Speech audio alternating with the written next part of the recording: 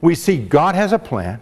He loved Adam and Eve. He didn't destroy them. He loved them, and he gave them covering because he was going to forgive them by grace as they turned back and repented. And they're still enjoying the blessings of God to 1,000 generations and their repentant state.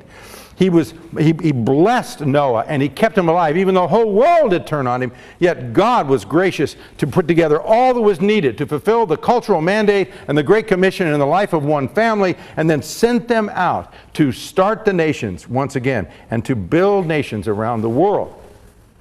Of course, men fell away. And when they fell away, they set up top-down tyrannical dictatorships. They wiped each other out. They began with Cain and Abel doing it on an individual basis. And pretty soon they figured out it's much better, rather than kill my brother, why don't I just make him my slave? And then I can get a bigger mansion. So man became corporately tyrannical. And throughout the ancient world, we see corporate tyranny. We see Baal worship. We see human sacrifice. I call them the 5 deadly sins that plagued all the civilizations of the ancient world. You can't get away with it. Paganism breeds its own death, beginning with human sacrifice, because if you're not going to accept the sacrifice of Christ, you are going to offer the thing most close to you, according to Micah chapter 6, and you end up offering your firstborn as a sacrifice for your sin. And that's the worst of all sins. And we, in our day, 53 million firstborn babies have been sacrificed on the altar of abortion in an America that once was Christian. And you think, we have gone the way of the Baals. We have gone exactly back to those ancient days.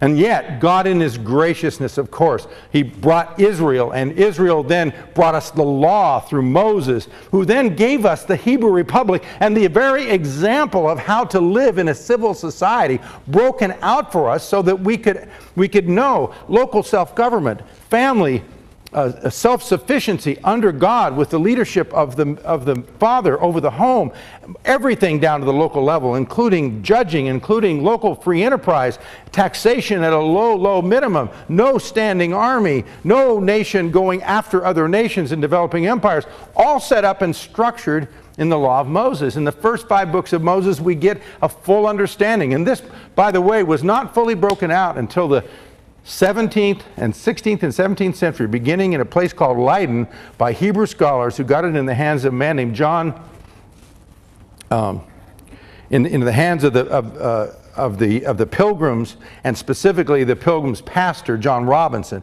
And John Robinson then brought it over, teaching his people, and they applied it through the pilgrims and Puritans in every colonial village for 140 years with 80 local covenants, compacts built upon the law of God. And that was broken out in a way that brought blessing to the world that the world had never known, because they applied the law of God to civil society.